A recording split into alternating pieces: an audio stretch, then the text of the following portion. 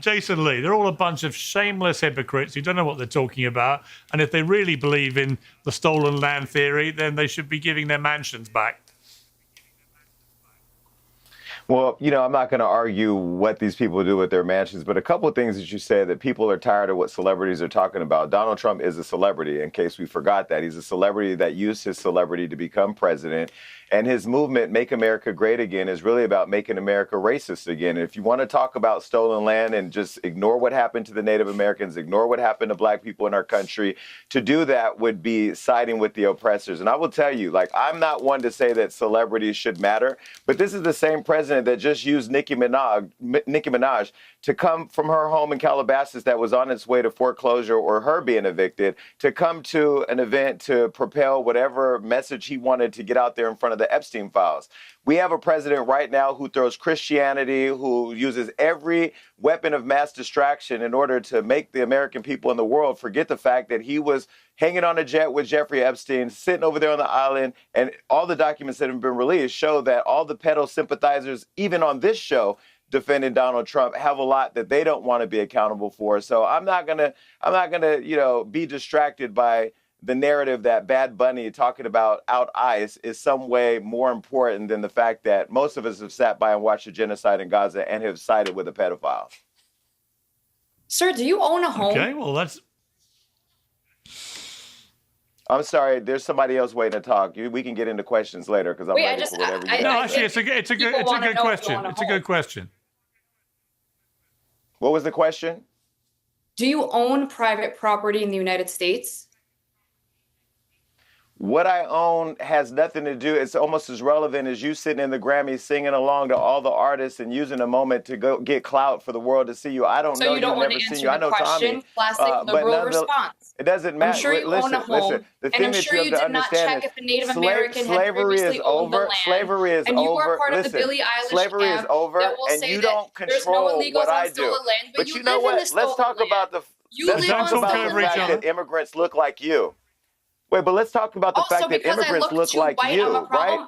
Let's talk about Renee Good. Let's talk about Renee. Well, you look like a white woman. You look like a white woman. And Renee Good was shot in the face. Alex Preddy was shot and killed.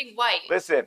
Just listen, your proximity to whiteness, is jumping off the screen. And so you benefit from proximity to whiteness, but you don't want to acknowledge all the issues that your people are creating in our country and for the world. Sorry, wait a minute. Okay, wait a minute. Whoa. Go ahead, Pierce. Proximity to whiteness is now a problem. No, I'm not saying it's a problem. Listen, I want to make America great again. I just don't know when it was great and for what people. I think this is make America racist again. I mean, peers in our country, you'd be considered an immigrant. Until they started shooting white people in broad daylight, this wasn't as big of an issue as it is right now. So let's just be honest about that. Well, I am. I'm considered, actually, for the record, an exceptional alien. That is my immigration status to the United States. I get a new visa every 3 years on average, and my exact, precise, the way they describe me on my visa is a exceptional alien. Now, I could get all upset about that. I don't think I'm an alien. I think I'm a human being. But I quite like the word exceptional, so I let it ride. But I'm curious that you would attack Emily for her proximity to whiteness. In other words, she's not completely white, but she looks kind of white. So therefore, doesn't fly.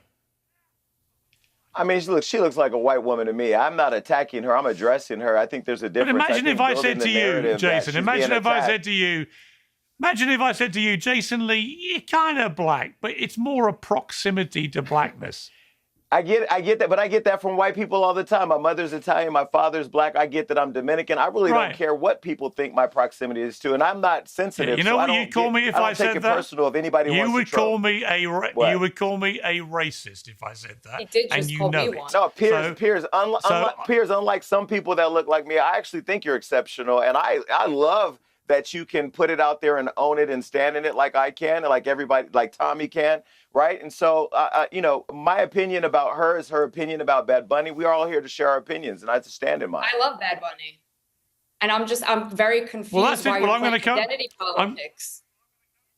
Yeah, so am I. But let's come to Keith, who's been waiting patiently. Bad Bunny is going to be the big figure at the Super Bowl. He is the halftime show. He's obviously seized the Grammys and made a big political statement. He's entitled to do it. But I think if he pulls that stunt at the halftime show, there's going to be massive repercussions. Would he be wise to just focus now on the music?